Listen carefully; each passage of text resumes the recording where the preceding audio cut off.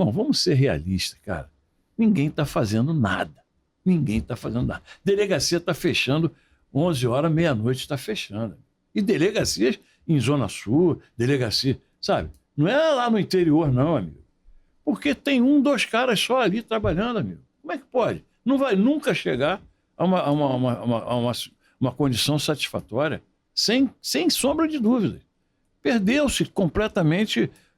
Não tem. Pô, o nosso efetivo não são 23 mil? São 23 mil. O efetivo da Polícia Civil são 23 mil. Não, hoje? Não, a necessidade.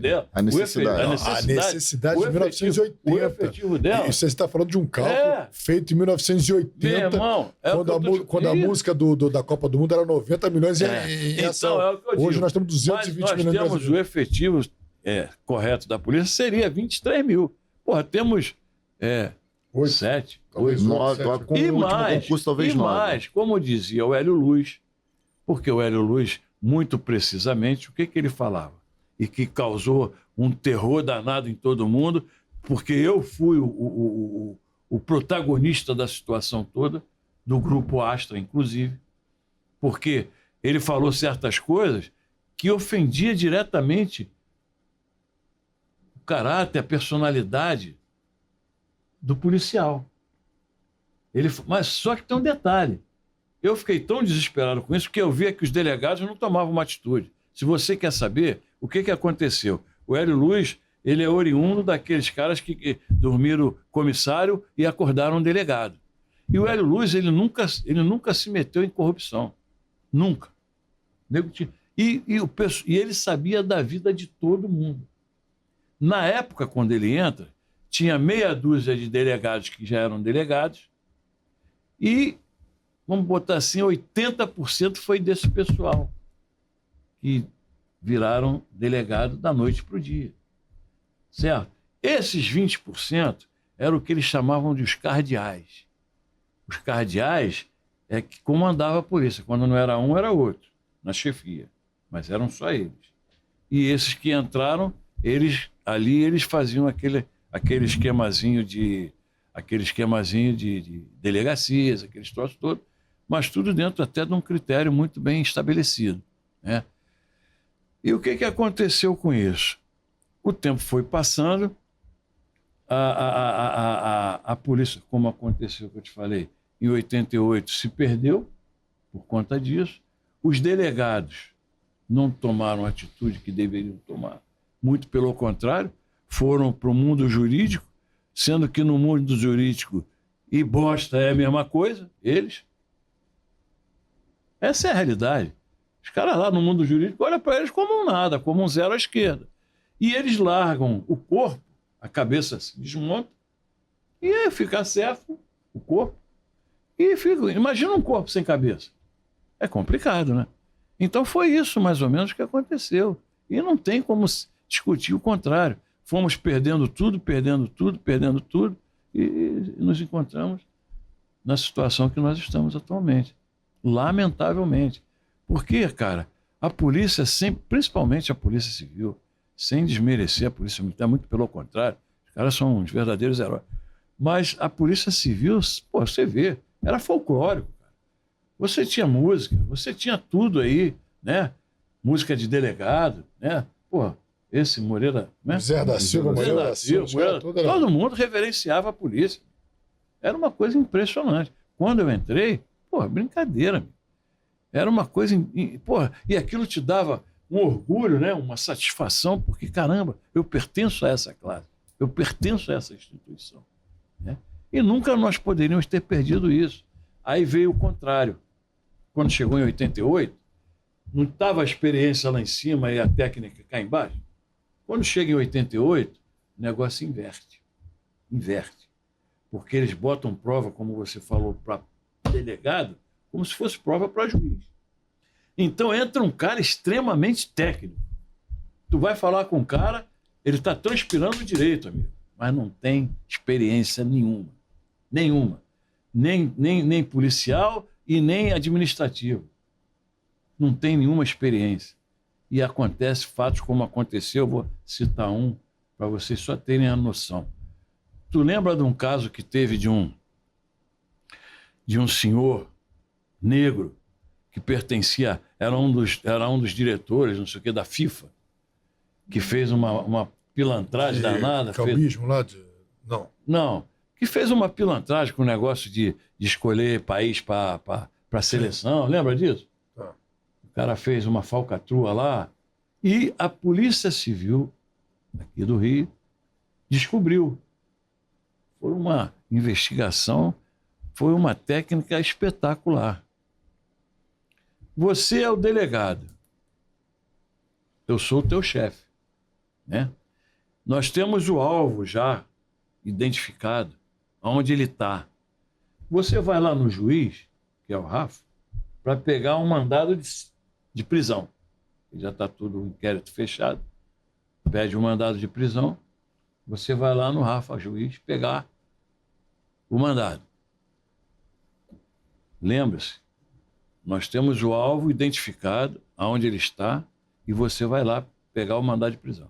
Quando você chega lá, no doutor Rafa, para pegar o mandado de prisão, e ele acaba de assinar, o que você faz? Eu sou o chefe. Eu estou aonde? Eu vou estar aonde? No momento em que você for lá, a experiência determina que eu, como chefe de operações, eu devo estar aonde? Na porta da casa do criminoso. Pô, isso é óbvio. Isso é óbvio. Então os caras fizeram uma investigação espetacular. Só que quando o doutor... Meu Deus, esqueci o nome. Vou lembrar. Seu Baruch? Doutor Baruch, vai pegar a assinatura do juiz, no mandado, até ele chegar na delegacia, arrumar a equipe para ir lá pegar o moço lá da FIFA, ele já estava na França. Por uma razão muito simples, cara. Quando o juiz assina, se você quer saber, ao acabar de assinar, às vezes o escrivão da própria vara já comunica para todo mundo. Aí, fulano está com mandado de prisão. Isso é a coisa mais comum que acontece. Você está entendendo? Na mesma hora, o escrivão, alguém ali do cartório, já, fulano está com mandado de prisão. Entendeu? E se você não tiver, pela experiência lá, presente para já meter o cara, às vezes o cara já é metido até antes. Na minha época, já era metido até antes de sair o mandado de prisão. Eu sabia que o negócio estava tão consistente que o juiz ia assinar. Esse caso aí, cara, não foi de escolha de página, esse caso aí foi esse cara comandava uma rede de cambista. Ele conseguia ingressos oficiais pela FIFA de graça e repassava para um grupo de pessoas que era crime contra a economia popular. Exatamente o que era, eu não sabia. Eu sei que a investigação foi perfeita. Foi. Tecnicamente foi perfeita. Não, e descobriu depois que ele fazia isso, ele não fez isso só no Brasil, não. Ele fez isso em várias outras Copas do mundo, vários outros eventos da FIFA. A investigação foi perfeita. O epílogo é que esculhambou tudo, porque não estava lá o policial. Quando foram ver... Teve uma outra delegada que fez até um pouco pior. Ela me bota uma viatura ostensiva lá onde estava o alvo. Aí o alvo sai pelo fundo, entendeu? Esperando o mandado de prisão, o chefe lá, ela manda o cara ficar com uma viatura ostensiva na porta do vagabundo. O vagabundo sai pelos fundos. Aí a experiência. Então é por isso que eu estou dizendo. A técnica subiu e a experiência desceu. Não pode. Elas têm que andar ali, uma junto da outra, para não ter problema. E não é isso que está acontecendo. É o que eu estou te falando. Tu vai falar com um delegado desse aí, um rapaz desse aí, pô, o cara vai te dar uma aula é doutrinador. Ele não é nem delegado, ele é doutrinador. Mas a experiência, zero. E outra coisa, só para concluir aqui. Infelizmente, eu não sei, aí eu já não sei se é no país, se é por conta do subdesenvolvimento, se é na polícia, mas os mais antigos são discriminados. Os mais antigos são discriminados. Já deveria ter um conselho lá na Secretaria de Polícia em que reunisse pessoas mais antigas, com experiência, só para dar um palpite, um pitaco. No Japão, o cara não dá um passo sem não consultar os mais antigos. Pode procurar ver isso. no país desenvolvido, o mais antigo, ele é ouvido. Nem que seja só para ouvir, mas ele é ouvido. E num desses pitacos pode ser que saia a luz, né? É dessa discussão que sai a luz. Aí o cara teve a coragem, se eu não me engano, com certeza, o Alan Turnovski teve a coragem de dizer que na administração dele ele não queria velho na delegacia. Delegado velho. Porra, isso é um absurdo. Como é que ele vai qualificar o cara pela idade? Isso não existe, cara. Pelo amor de Deus. Porra, cara, eu não quero velho na minha administração. Porra, que é isso? Delegado de primeira. Mas também tem muitos delegados que, porra, você sabe que aceita qualquer coisa. O meu delegado, cara, porra, conhecidíssimo na polícia, amigo de todo mundo. Não sei se vocês conheceram, ele morreu na Covid aí. Júlio Mulatinho, não sei se vocês ouviram falar. Um cara extremamente considerado, por conta dessa história que foram dizer que eu estava roubando na academia, ensinando a roubar. Não falaram nada. Ah, esquece, essa história eu até ia te contar, acabei esquecendo, por conta até do próprio doutor Oliveira, que também era subchefe na época. Por conta dessa situação, não falaram nada comigo, fizeram comigo o que sempre fizeram quando acabava as matérias. Eu dava aula na academia a minha matéria, que como é que eu esqueço da minha matéria? Chama o microfone. Da minha matéria, que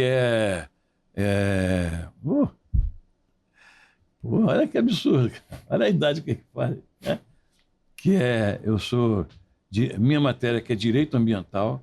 Eu dava aula de 9.099, eu dava aula de prática policial, dava aula de investigação, dava aula de uma série de coisas. Quando acabava, os caras, naturalmente, acabou, não tem mais, esperar ver outra turma para ver se vai precisar e tal. Aí encerrava ali, beleza. Sempre foi assim. E não foi diferente dessa vez. Só que um mês depois, eu vim saber que eles me tiraram da academia por conta de uma história que inventaram de que eu estaria ensinando a roubar na academia. Pô, uma acusação grave, né? Gravíssimo.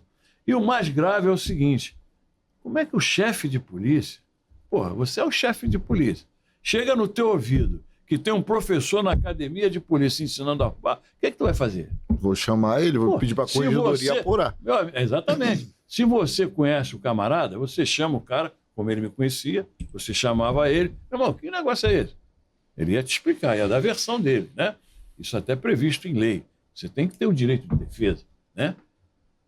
Ou então, se você não conhece, instaura uma sindicância. Concorda? Manda para a corregedoria, faz qualquer negócio. Mas não fizeram nada disso, não. Sabe o que eles fizeram? Tiraram o delegado que estava comigo lá em Araruama. O que o cara tem a ver com o que eu falei ou deixei de falar na academia de polícia? A responsabilidade é minha. Eu sou o professor, a didática é minha. Eu é que tenho que dar explicação daquilo que foi falado e que foi mal interpretado, com certeza, ou convenientemente interpretado. Que é como eu te falei, a verdade, você pode ter certeza que eu vou te falar. A verdade, por mim, ela vai ser dita. Mas, infelizmente, eu não posso dizer toda a verdade. A verdade, às vezes, não pode ser dita, né? E foi o que aconteceu. Porque a verdade incomoda. O Luther King já dizia isso. Se você quer fazer guerra, ou melhor, se você quer fazer inimigo, você não precisa fazer guerra. É só você falar a verdade. Porque a verdade vai te arrumar um inimigo que não acaba mais. E essa verdade que eu falei, isso não foi só nessa aula, não. Eu sempre falei isso, porque, como eu falei para vocês, na minha concepção didática, eu acho que o policial tem que sair da academia muito bem preparado. Inclusive sabendo até das coisas erradas. Para quando ele fizer aqui, ele encontrar o que ele encontra na delegacia, que ele sai da academia de polícia todo filosófico, todo cheio de hipocrisia. Falaram para ele coisas maravilhosas. Você deve ter passado por isso. Quando você bate na delegacia, a história não é nada daquilo, não, amigo.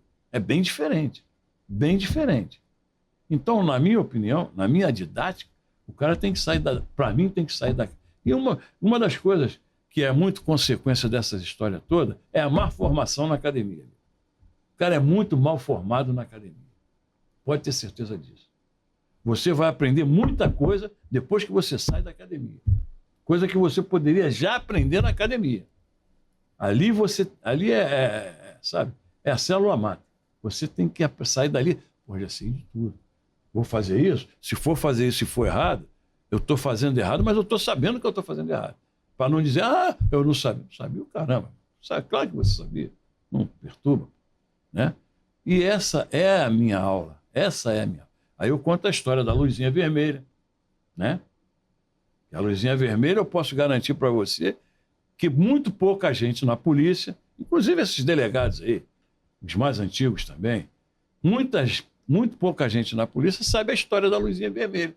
Por que o delegado entrava direto na delegacia e não falava com ninguém? Só com o chefe da SAL e muito mal. Exatamente.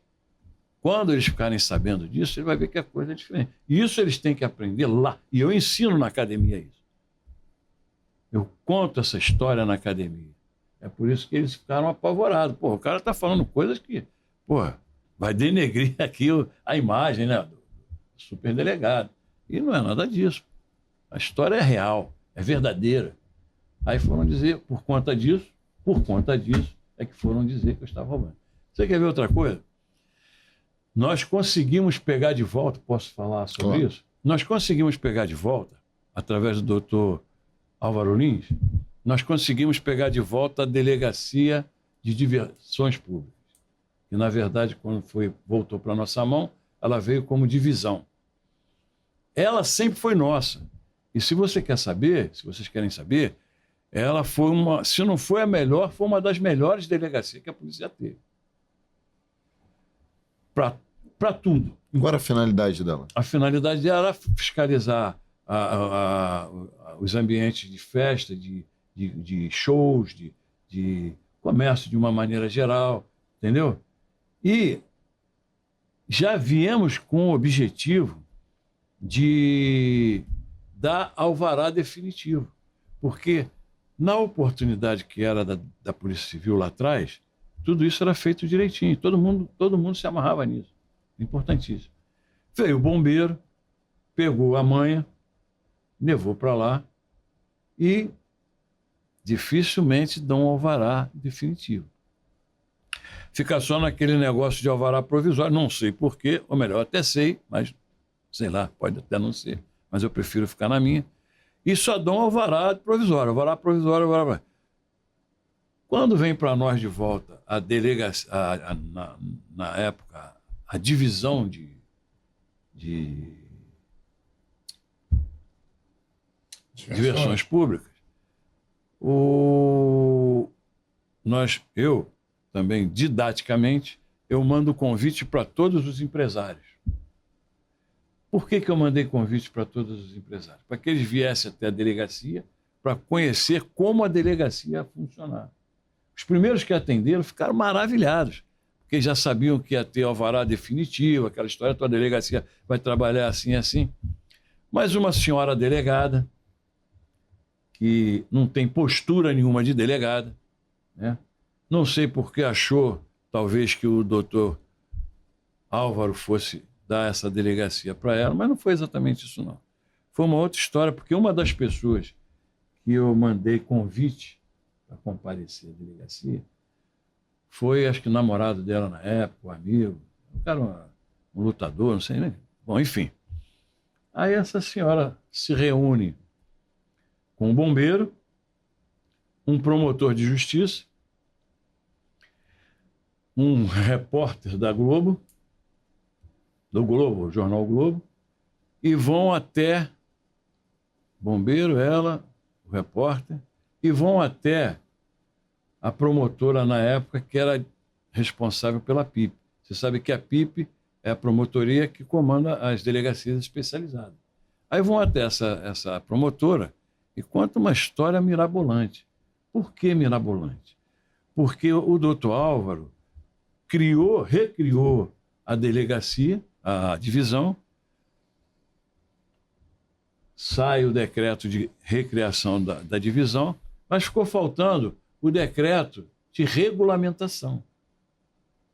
Aí essa senhora, delegada de polícia, que deveria ter instituição em primeiro plano, se reúne com o bombeiro, que tinha interesse, estava pau da vida porque tinham perdido, e vai em cima dessa promotora contando uma história, dando a conotação de que aquilo ali só podia ser sacanagem, porque estávamos trabalhando sem a regulamentação, que foi determinação do próprio doutor Álvaro.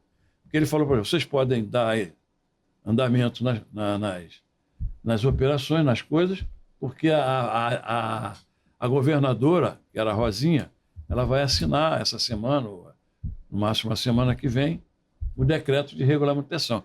Essa senhora pega esse pessoal, vai para cima da promotora e fala tudo isso.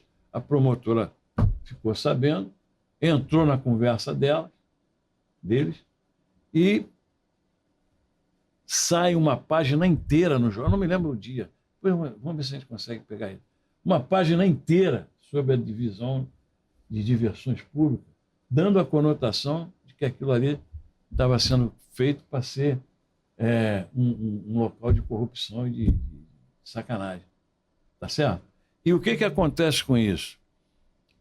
Acontece uma coisa muito engraçada. O garotinho que era o secretário de segurança, ele simplesmente mandou fechar a delegacia.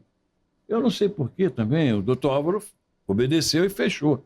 Eu acho até que se tiver um chefe de polícia, um secretário de polícia com disposição, ele abre a delegacia na marra, porque o decreto não foi revogado, ele está em pleno vigor.